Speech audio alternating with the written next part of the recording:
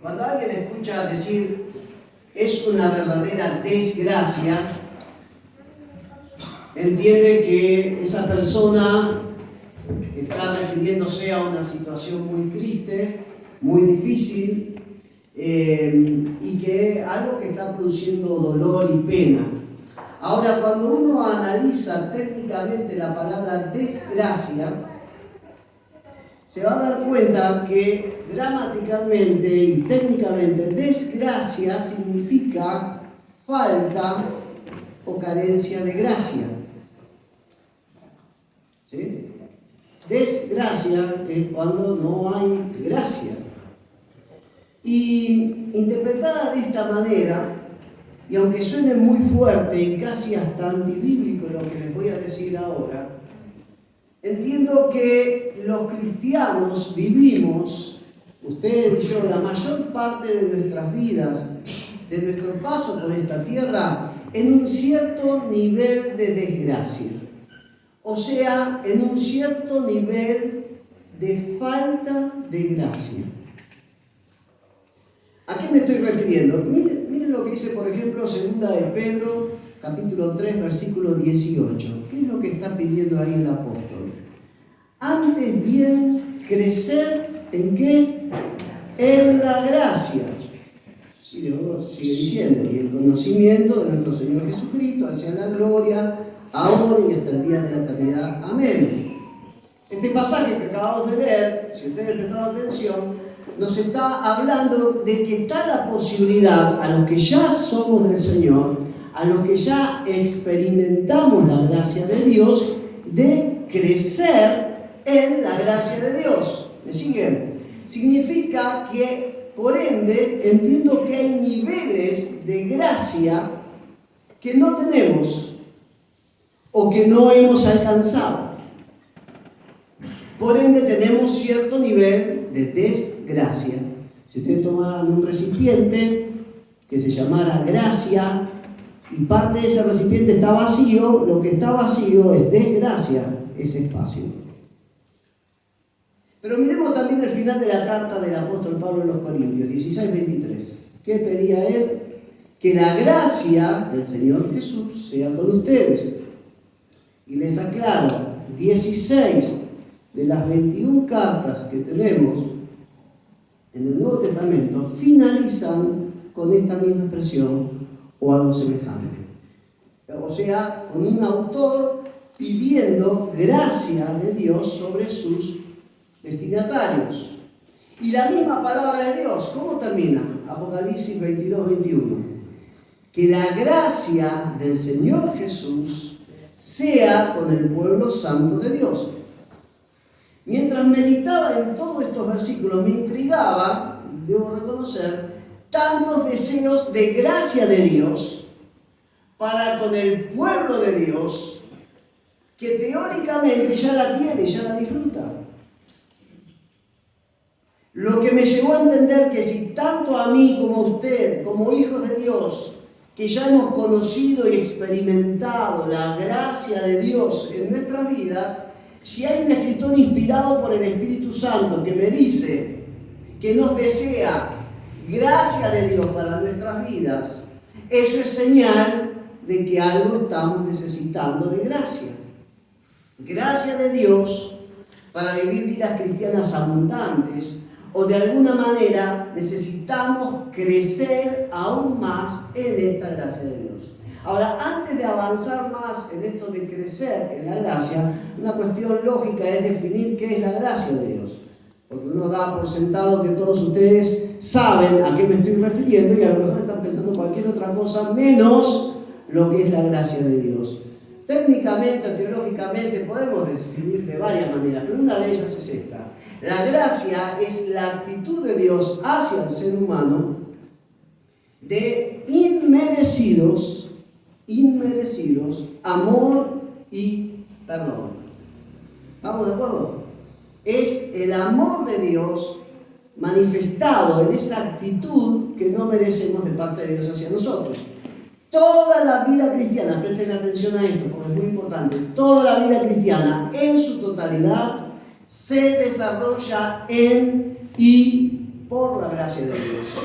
Somos salvos por gracia de Dios, crecemos por gracia de Dios, somos santificados por gracia de Dios y servimos a Dios por medio de su gracia. Pero no podemos crecer en la gracia de Dios sin antes haberla recibido para ser perdonados y adoptados como hijos de Dios. ¿Estamos de acuerdo? Por eso, en primer lugar, lo primero que debemos hacer, si queremos después crecer es que debemos recibir la gracia de Dios. Y esto escúchenlo bien si hay alguien que nos está visitando por primera o por segunda o por tercera vez. Necesitamos todos los seres humanos recibir la gracia de Dios para ser salvos. Y esta es la relación entre la gracia y una palabra que ahora vamos a ver que es un poquito complicada, que es justificación. Mi encuentro inicial con la gracia de Dios es para salvación. Cuando yo experimento por primera vez la gracia de Dios, es primero y fundamental para ser salvo. Dios alcanza nuestras vidas por primera vez por medio de su gracia. ¿De qué manera? Cuando conocemos, cuando entendemos y sobre todas las cosas cuando creemos cómo dicha gracia se manifestó hacia nosotros en un hecho histórico, que fue la muerte y resurrección de Jesús en la cruz, pagando el castigo de nuestros pecados. Ahí entendimos qué es la gracia, en la cruz de Cristo. Cuando creemos y aceptamos esta manifestación del amor de Dios, se produce en nosotros, por la fe, nuestra salvación. Por eso dice Romanos 5:8, un pasaje muy conocido, pero Dios muestra su amor, ese amor inmerecido, esa manifestación de la gracia de Dios, en que nos tiene al enviar a Cristo a morir por nosotros cuando todavía éramos pecadores. Esa gracia nos alcanzó cuando no merecíamos ser alcanzados por ella. Cuando alguien cree y acepta esta manifestación de gracia de Dios a través de Jesús, Dios perdona y justifica a esa persona. ¿Qué significa esto? Bueno, lo decimos de esta manera. Romanos 5:1. Justificados pues por la fe, tenemos paz para con Dios por medio de nuestro Señor Jesucristo. ¿Qué es esto de ser justificados? Alguien lo llamó una especie de enroque esto, espiritualmente hablando. ¿Por qué? Porque es el acto por el cual Dios, el Padre, carga a Cristo nuestros pecados, pero al mismo tiempo imputa en nuestras vidas, nos concede la justicia de Cristo a los que creemos. Es un ida y vuelta. Jesús recibe nuestros pecados, nosotros recibimos de parte de Él su justicia. Eso es lo que dice más o menos 2 Corintios 5:21, cuando lo explica con estas palabras el apóstol Pablo. Al que no cometió ningún pecado, por nosotros, por gracia hacia nosotros, si me permiten agregar, Dios lo hizo pecado, para que en Él, en Jesús, nosotros fuéramos hechos justicia de Dios. Él recibe nuestros pecados, nosotros recibimos su justicia. La misma palabra de Dios afirma en Hebreos 2:9 lo siguiente: pero vemos a aquel que fue hecho un poco inferior a los ángeles, es decir, a Jesús, coronado de gloria y honor a causa del padecimiento de la muerte. ¿Por qué? Fíjense cómo termina.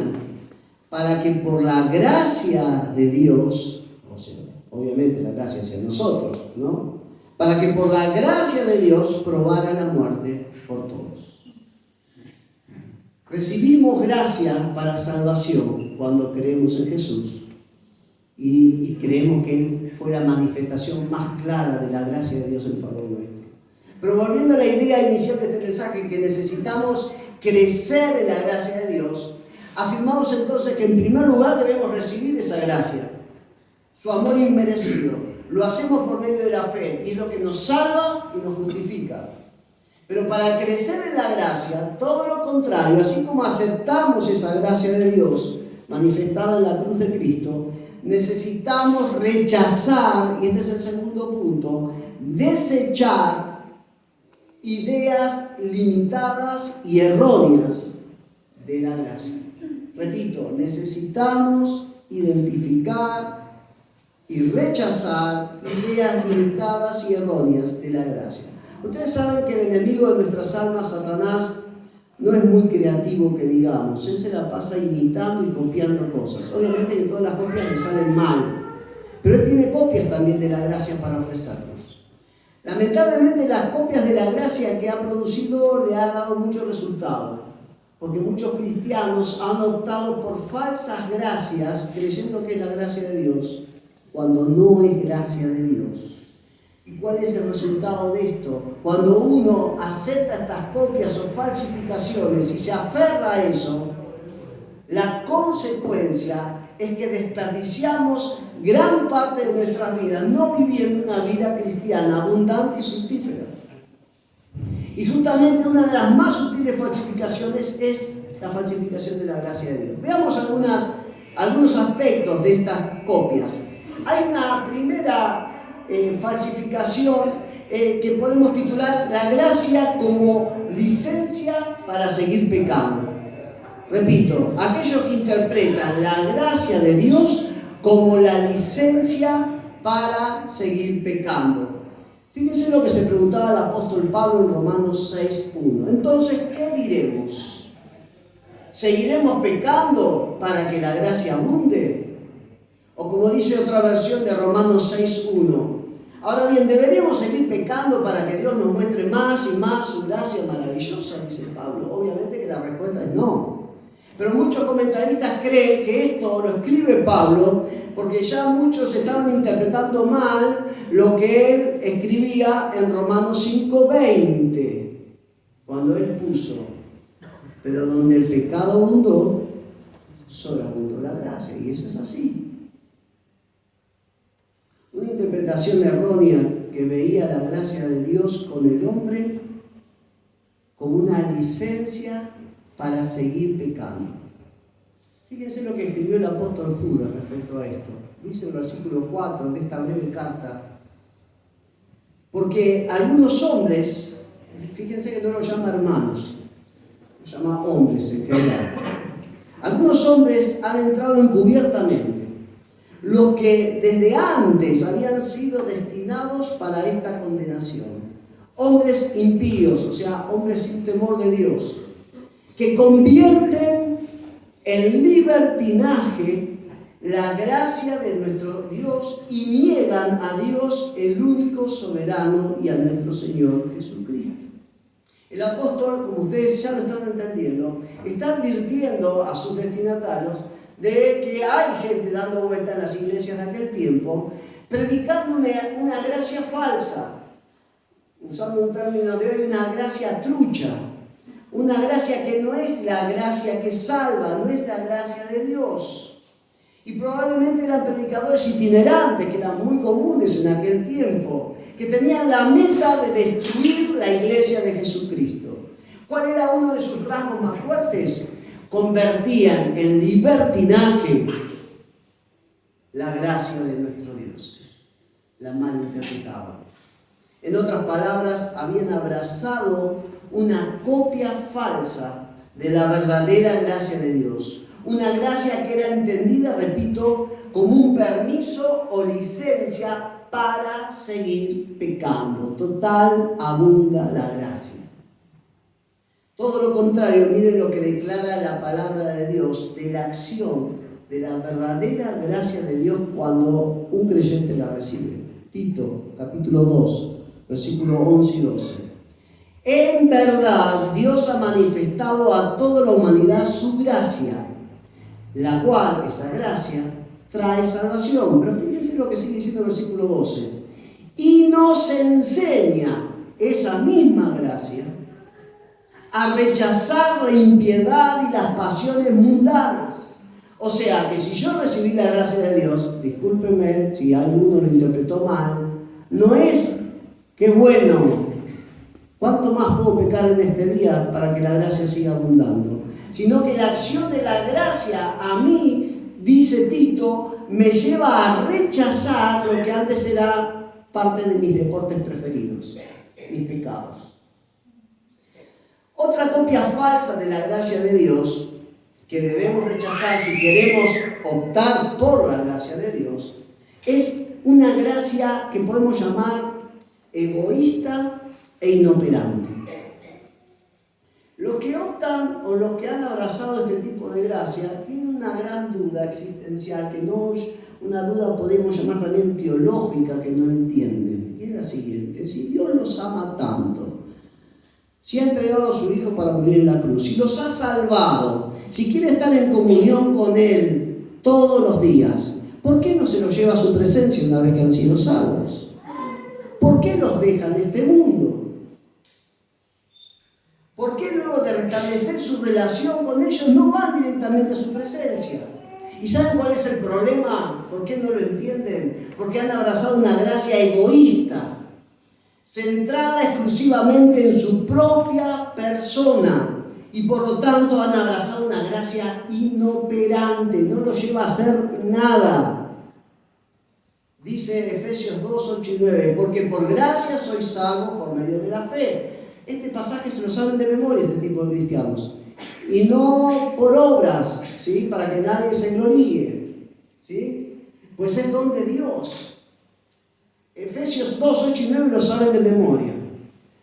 Lo que no recuerdan tanto es 2.10 de Efesios, que sigue diciendo: pues somos la obra de nuestro Dios, Él nos creó de nuevo en Cristo Jesús, gloria a Dios, pero ¿para qué? A fin de que hagamos las cosas buenas que Él preparó de antemano para nosotros tiempo atrás. Dios no te alcanzó con su gracia simplemente para que disfrutes el privilegio de ser alcanzado por la gracia de Dios, sino para que a través tuyo esa gracia llegue a más y más personas. A lo largo de todo el testimonio bíblico, cada vez que Dios se manifiesta con salvación a alguien es para que esa persona sea de salvación y bendición a otros. Desde Génesis 12 hasta Apocalipsis siempre pasa eso. Desde que Dios le dijo a Abraham: te bendeciré y serás bendición, hasta el final del Nuevo Testamento se sigue cumpliendo esta voluntad de Dios. Dios nos bendice, Dios nos da de su gracia para que seamos de bendición a otros. No podemos dejar de hablar de un tercer tipo de falsificación de la gracia, y es la gracia de los mediocres.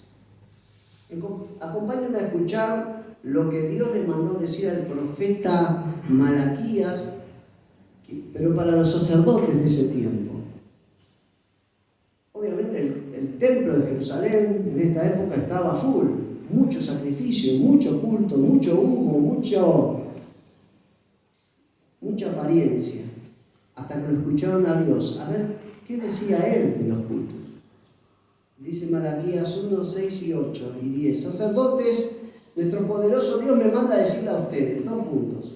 Los hijos respetan a sus padres y los esclavos respetan a sus amos, pues yo soy su padre y su amo, y sin embargo ustedes los sacerdotes no me respetan. Me tratan como si no valiera nada, está hablando Dios.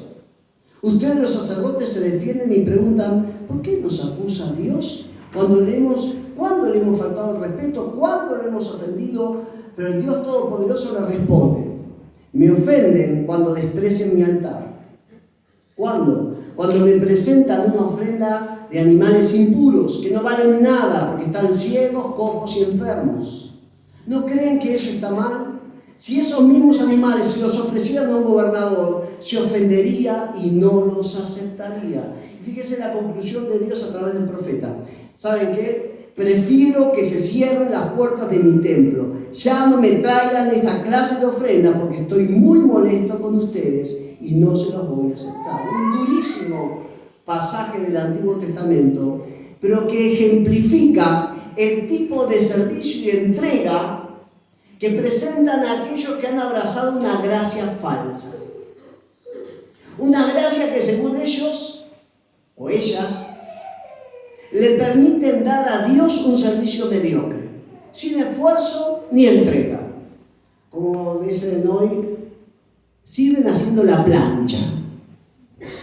No le piden que transpiren mucho. Y Fíjense que esta gracia falsa les impide dar a ellos lo mejor. Y esto es tan abominable para Dios que esa mediocridad hacia el final del pasaje termina cerrando las puertas del templo. El problema con estas falsas versiones de la gracia de Dios no es simplemente una cuestión académica, de no saber bien el término preciso para diferenciar gracia de don, no pasa por ahí. No pasa por tener un título en teología porque usted sabe más de esto. Cuando usted abraza algo que no es la gracia de Dios, la consecuencia de abrazar una gracia falsa y errónea es que no podemos vivir una vida cristiana que sea marcada por la inmoralidad, el egoísmo o la falta de entrega y mediocridad. Y esa es la consecuencia cuando uno abraza algo que no es la gracia de Dios. Es otra cosa. Y si me apuran un poco, es una desgracia. Alemania produjo uno de los mejores teólogos del siglo XX, varios. Pero uno de ellos que truncó, su vida se vio truncada por el régimen nazi, días antes de caer el régimen nazi, fue Dietrich Bonhoeffer. Y él escribió algo, él no le llamaba falsa gracia, él usaba el término gracia barata para referirse a estos tipos de gracias que yo le estoy tratando de advertir que no abracen. Y él escribió en una de sus obras lo siguiente, y está ahí escrito: la vida cristiana llega a significar nada más que vivir en el mundo y como el mundo, el no ser diferente en nada al mundo. Mi único deber como cristiano, el que abraza esta falsa gracia, es dejar el mundo durante más o menos una hora por la mañana del domingo, a ir a la iglesia, para asegurarme de que mis pecados están todos perdonados. Esa es la consecuencia de una gracia que no es gracia, de una gracia que me lleva a no darle a Dios nada, de una gracia que me da licencias, porque estamos bajo la gracia, de una gracia que, y esto, tengo 57 años, pero estoy transitando en la iglesia desde el brazo de mi mamá, y esto de que yo no estoy de acuerdo con el diezmo, miren, la mayor parte de las personas que escuché decir yo doy en la gracia, todavía no conozco a nadie que dé más que el diezmo. En la gracia. Con el ejemplo de los hermanos de Macedonia que dieron en gracia, es que ellos primero se dieron a ellos mismos y después dieron en extrema necesidad más de lo que podían dar. Entonces, estos usos de la gracia como permisos para no dar lo mejor, ya a mis 57 años como que no los tolero mucho. ¿Sí? Y cuando encuentro que la Biblia me dice que la gracia de Dios es otra cosa, tengo el deber de advertirlos. Ahora, ¿cómo podemos vencer a estas falsas gracias que se nos ofrecen y optar por la verdadera gracia de Dios? Se puede decir muchas cosas, pero yo solamente por una cuestión de tiempo quiero finalizar con este consejo, que es el tercer punto de este mensaje. Conocer la verdadera gracia de Dios al conocer más y más a Jesús. Así como necesitamos de la gracia de Dios para ser salvos, la necesitamos para cada día de nuestra vida cristiana. Como escribiese un autor cristiano, si es la gracia de Dios la que coloca los pies del hombre en la entrada del camino de la fe, también es la gracia de Dios la que lo capacita para continuar y completar ese camino. O escuchemos lo que decía el apóstol Pablo, Colosenses 1, 5 y 6. De esta esperanza ustedes oyeron antes en la palabra de verdad, el Evangelio, las buenas nuevas, versículo 6, que ha llegado hasta ustedes, así como en todo el mundo está dando fruto constantemente y creciendo. Así lo está haciendo también en ustedes. ¿Cuándo? Desde el día que oyeron y comprendieron la gracia de Dios en verdad. Hermanos, conocer y comprender la gracia de Dios trae crecimiento a nuestra vida espiritual. Da profundidad a nuestro discipulado a Cristo. Pero no solamente esto, sino que hace avanzar la causa de Cristo. Es por medio de la gracia de Dios que cada uno de nosotros podemos mirarnos con humildad a nosotros mismos, por lo mismo que decía Pablo en 1 Corintios 15:10. Sin embargo, lo que ahora soy, todo se debe a que Dios derramó su gracia sobre mí, y no sin resultados, pues he trabajado mucho más que cualquiera de los otros apóstoles, pero no fui yo, sino Dios, quien obraba a través de mí por su gracia. Lamentablemente, este concepto lo encuentro en Pablo, y con todo respeto lo he escuchado en muy pocos cristianos que conozco. A la mayoría le escucho decir, no, porque yo en otro tiempo hice esto, hice lo otro, hice lo de más allá, vine para acá, el Señor me usó acá. Pocos les escuché decir, la gracia de Dios me usó para esto. Por la gracia de Dios hice este otro. La gracia de Dios, no nosotros. Es por medio de la gracia de Dios que cada cristiano puede mirar a su prójimo con compasión. Si no, ahora no tenemos tiempo, después en su casa pueden leer Mateo 18, ¿se acuerdan? Ese rey que tenía un funcionario que le debía mucho y lo iba a meter preso, iba a vender a su esposa, a sus hijos, le pidió clemencia y lo perdonó, le extendió gracia, y ese mismo fue después y agarró del cuello al que le debía mucho menos. Ahora bien, ¿cómo podemos hacer para crecer en esta bendita y genuina gracia? Y creo que el apóstol Juan nos da una clave fundamental para esto. Dice Juan 1, 14 al 17. Comienzo del Evangelio de Juan. Y el Verbo, Jesús, se hizo carne y habitó entre nosotros y vimos su gloria. Gloria como del unigénito, del Hijo único del Padre, lleno ¿de qué? De gracia y de verdad. Juan dio testimonio de él y clamó diciendo, este era del que yo decía, el que viene después de mí es antes de mí porque era primero que yo. Pero presten atención al versículo 16. Pues de su plenitud todo hemos recibido y gracia y más gracia y más gracia. Gracia sobre gracia. Porque la ley, versículo 17, fue dada por medio de Moisés, pero la gracia y la verdad fueron hechas realidad por medio de Jesucristo. Nadie ha visto jamás a Dios. El unigénito Dios que está en el seno del Padre, Él le ha dado a conocer. Y uno se imagina naturalmente que en la iglesia de aquellos primeros tiempos le hubieran preguntado hasta el hartazgo, sea Juan, sea Pedro, sea Andrés, ¿cómo era Jesús? Yo me imagino que esas nuevas generaciones de creyentes o aquellos que no habían tenido la oportunidad de conocerlo personalmente a Jesús, le preguntaran hasta el hartazgo, hasta el cansancio, ¿y cómo hablaba Jesús? ¿Y cómo reaccionaba Jesús? ¿Y qué pensaba Jesús de esto? ¿Y qué pasó con Jesús cuando...? Y acá Juan está despejando dudas e inquietudes sobre la persona de Jesús, sobre su carácter, sobre su manera de ser y de tratar a las personas. Y él sencilla y profundamente afirma, Jesús era alguien repleto, lleno, desbordante de gracia y de verdad.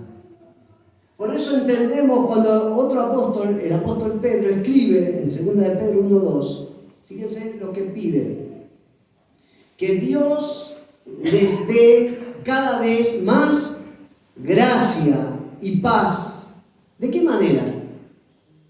A medida que crecen en el conocimiento de Dios y de Jesús nuestro Señor. ¿Queremos aceptar la verdadera gracia que viene de Dios?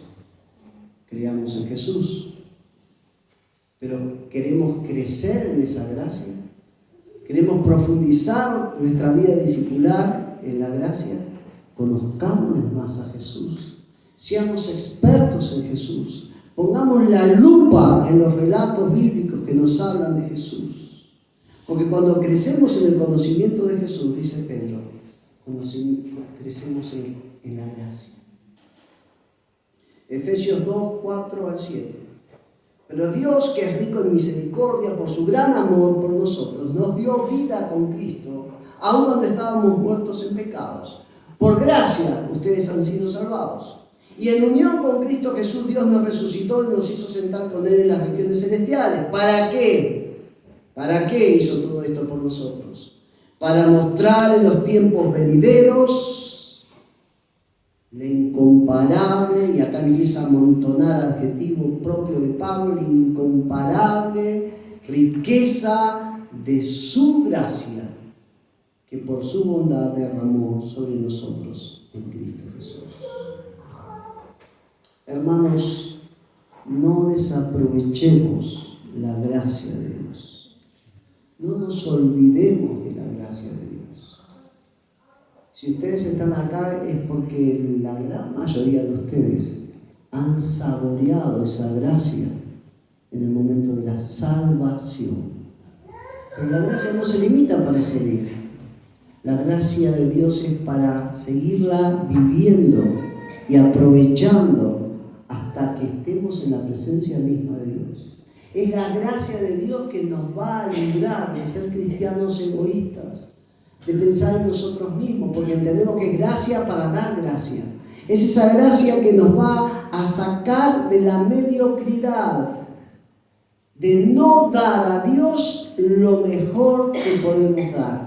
¿Vieron cuando ustedes hacen algo y me dicen, che, qué bien, sí, pero la verdad, podría haberlo hecho mejor? Sí que podría haberlo hecho mejor. Bueno, que ese sentimiento no nos quede cuando ya estemos a punto de partir a la presencia del Señor, sino que lo podamos hacer, como decía Pablo: he corrido la carrera, he peleado la buena batalla, he guardado la fe. Yo sé lo que me espera. Vamos a inclinar nuestras cabezas, vamos a hablar con Dios. En la próxima semana, cuando hablemos de misión, sencillamente vamos a estar hablando de llevar esta gracia a aquellos pueblos que todavía ni la han escuchado mencionar, porque es nuestro deber, porque es nuestra obligación. Padre, no entendemos, no podemos razonar, solamente aceptamos por fe tu gracia. No hay nada en nosotros que haya merecido tu favor, tu perdón, tus nuevas oportunidades. Pero Señor, queremos pedirte perdón,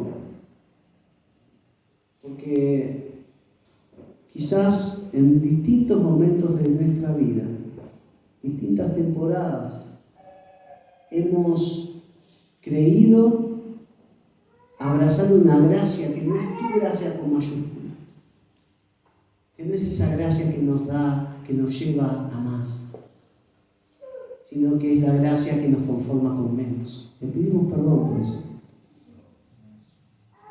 Queremos volver a aceptar tu gracia, esa que se manifestó en la cruz de Cristo, esa que lo llevó a Él a dar su vida, porque Él así lo deseó.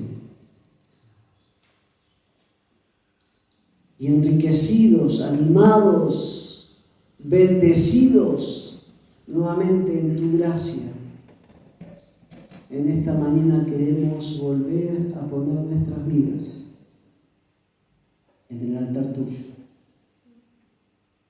y decirte, Señor, gracias, y acá estamos. Queremos dar lo mejor de nosotros. No queremos dar sobras. No queremos dar lo que no nos cuesta, diría David. Queremos dar sacrificios de alabanza. Mientras está usted con su cabeza inclinada, buscándolo al Señor y recapacitando como cada uno de nosotros debemos hacerlo, en qué gracia estamos viviendo en este tiempo, yo lo animo a que tome la decisión en esta mañana de volver a abrazar la gracia de Dios, con todo lo que eso va a significar de cambio para su vida, para su ministerio, para su familia, vuelva a abrazarse de esa gracia. Y aquellos que se lo están diciendo ahora al Señor en oración, yo lo animo a que haga más firme aún esa decisión, poniéndose de pie delante del Señor. Aquellos no que quieren ser salvos, aquellos que quieren vivir en la gracia de Dios, que nos lleva a dar gracia a otros, que nos lleva a dar lo mejor. Así que si estás tomando esta decisión, simplemente te animo a ponerte de pie delante de nuestro Dios.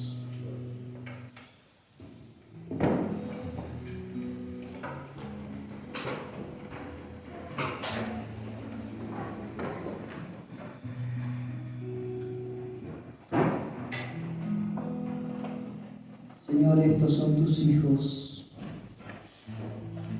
son aquellos que tú desde la eternidad sabías que iban a tomar una decisión por ti, iban a entregar sus vidas a ti. Hombres y mujeres somos que tenemos nuestros errores, nuestras falencias, nuestras debilidades, nuestros buenos días y los otros, Señor. Pero sentimos que somos hijos tuyos y eso ha cambiado nuestras vidas. Y ahora te decimos, volvemos a abrazar tu gracia, volvemos a abrazarnos a ti, y al hacerlo entendemos que tú nos vas a enviar a otros, entendemos que vas a pedir lo mejor de nosotros. Estamos dispuestos a eso, porque tú lo diste todo por nosotros. Nosotros estamos poniendo nuestras vidas porque tú las pusiste primero. Y te damos gracias por esta oportunidad.